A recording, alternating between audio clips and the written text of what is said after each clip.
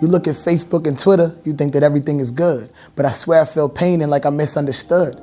I look around my room and see 3 other beds, calm on the outside, but on the inside I'm losing my head, I'm going bonkers, bananas. I'm losing my grip. It's like trying to stay balanced with one leg and a broke hip. Oh that's the story of my life. Left to Atlanta because New Jersey wasn't right, red lights. I swear I need to pump my brakes. I'm slipping, falling, been sipping alcoholic. Beverages for leverage, temptation constantly calling and I answer. To try to drown away my hurt, I got a job at UPS, but my soul won't work. I need a vacation, victory in the making. It's at the finish line. Dang, wrong road taken. I can taste it, I can smell it, but I feel like Helen Keller, like I'm locked in a box, bottom floor in the cellar. No keys to the lock, combination I don't got, and it's filling up with water, gotta make it to the top, fresh air. To me, that's a Newport. If I lose another race, I'm going to try a new sport. GA for 3 years, 2.5 in a group home with that 6 months of freedom. I swear your brother was too grown. How the hell I get in here? Now I'm trying to get up out. People doubt, but they trout, and I'm going to take a different route upstream. I'm going against the flow. I'm a grenade with the pin out. I'm quick to blow. And if you don't know, now you know. And that was that. Pretty good.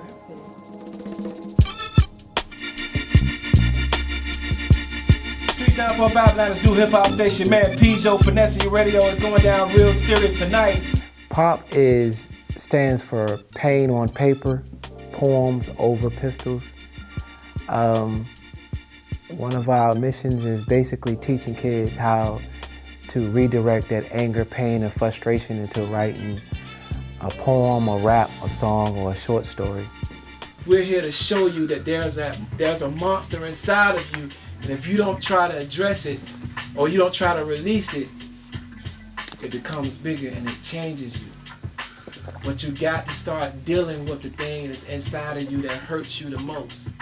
When I think about the program Poems Over Pistols and how it is actually helping children to curb their anger, most certainly from a clinical perspective, helps children begin to look inside themselves and find alternative ways and knowing that anger is okay. It's not so much that they're angry, it's what they do with it. And how they can take that anger instead of being hostile, instead of being destructive, they're finding constructive ways to be able to channel that anger. Before I met Mr. Pezo, I was really angry. I'm not from here. And I had landed in a group home in Atlanta. I'm from Jersey, so a lot of times I got into it with other people. I was very angry, but Pezo came in with the program. He taught me how to take that and put that and focus that into something positive. And I was already into hip hop, but then I got into poetry because it's a really nice outlet for my anger and all of that. So it's really helped me. It made me, in the long run, a better man because I was often going off on people that didn't deserve it, people that were trying to help me.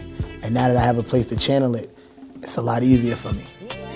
Pezo's program, P.O.P, Poems Over Pistols, I think is doing an excellent job. He has broken down anger management into understandable concepts. He talks specifically about how to give themselves a pause so they can make a decision about what they want to do next. It's called a remote control. So he just tells them, do remote control, put them on mute. Once you're in your stance, once you start 4-count breathing, you shut everything down.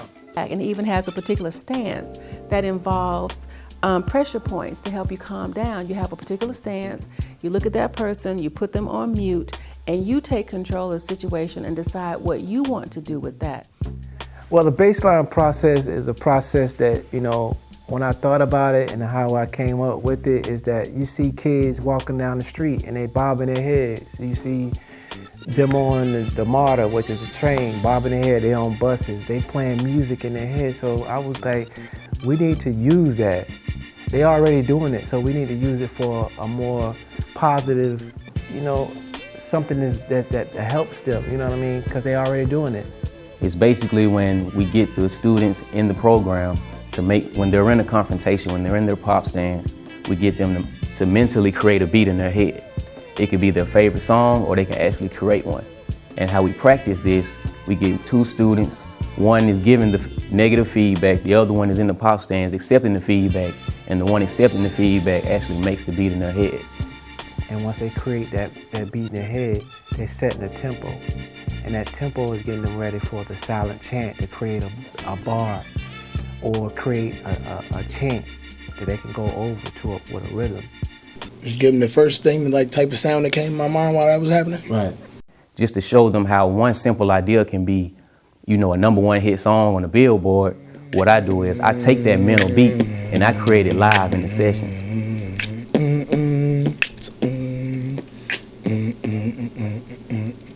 See, he create that beat in his head. Keep going. When he create that beat in his head, see, that's giving you another opportunity to calm down. And this is letting you know how one simple idea can turn into a whole hit record or something that's big. That's how it starts. It starts with one little small idea. One gun can't change the world, but one song can change the world, all right?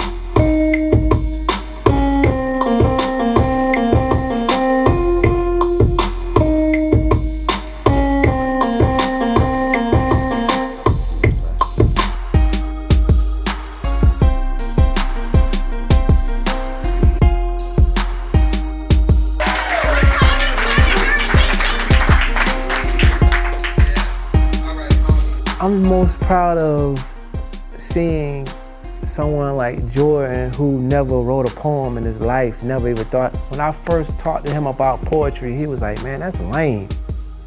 Straight up, he was like, I don't do no poetry.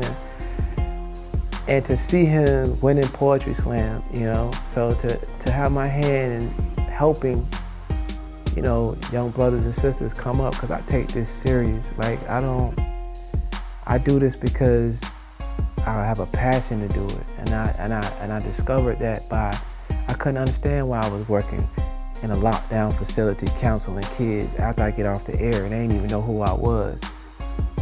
They listened to me on the radio and didn't even know.